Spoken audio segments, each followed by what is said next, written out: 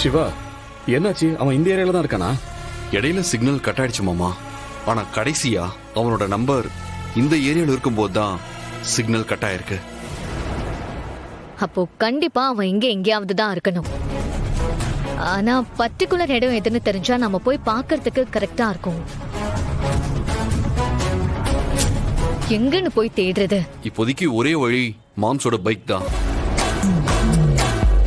ஒருவேளை அவன் இவரோட பைக்ல டிராவல் பண்ணியிருந்தானா நம்ம கண்ணுல ஈஸியா மாட்டிப்பான். ஆனா அதுக்குள்ள அவன் கண்ணுல நாம மாட்டிக்க கூடாது. அப்புறம் அவன் உஷாராயிடுவான்.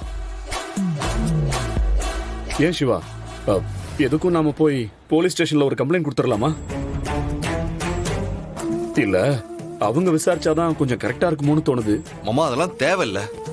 நம்ம போலீஸ் ஸ்டேஷன் போய் கம்ப்ளைண்ட் கொடுத்து அவங்க டீடைல்ஸ் எல்லாம் கேட்டு விசாரிக்கிறதுக்குள்ள அதுக்கெல்லாம் இப்ப டைம் இல்ல. பாவையை சீக்கிரமா கண்டுபிடிச்சு ஆகணும்.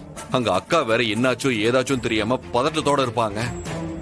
இல்ல சிவா, நாம இத அபிஷியலா டீல் பண்ணாத வரைக்கும் நமக்கு ப்ராப்ளம் தான். ஆல்ரெடி பாவைய நான் தான் ஏதோ பண்ணிட்டேன்னு உன் அக்கா அதை நம்பிக்கிட்டு இருக்கா. ஒருவேளை நம்மளால பாவைய கண்டுபிடிக்க முடியாம போய் அதுக்கப்புறம் இந்த விஷயம் போலீஸ் ஸ்டேஷன் போச்சுன்னு வை, அது நல்லா இருக்காது சிவா. ஏன் நாம முன்னாடியே போலீஸ்ல இன்ஃபார்ம் பண்ணலன்னு சொல்லி தேவையில்லாம கொஸ்டின்ஸ் வரும். அது இன்னும் பெரிய பிரச்சனைகளை தான் கொண்டு போய் சேர்க்கும். என்ன? அதனாலதான் சொல்றேன், நாம போலீஸ் ஸ்டேஷன் போய் ஒரு கம்ப்ளைண்ட் கொடுத்துட்டு வந்துருவோம். நாமளும் ஒரு சைடு தேடுவோம். ஏன்னா 2 சைட்லயும் தேடினா அது இன்னும் நல்லது தானே. மாம்ஸ் இப்ப என்ன, உங்களுக்கு போலீஸ்ல கம்ப்ளைண்ட் கொடுக்கணும் அவ்வளவுதானே? சரி, இன்ஃபார்ம் பண்ணிடலாம். எனக்கு தெரிஞ்சவங்க இருக்காங்க, நான் போன்லயே சொல்லிடுறேன்.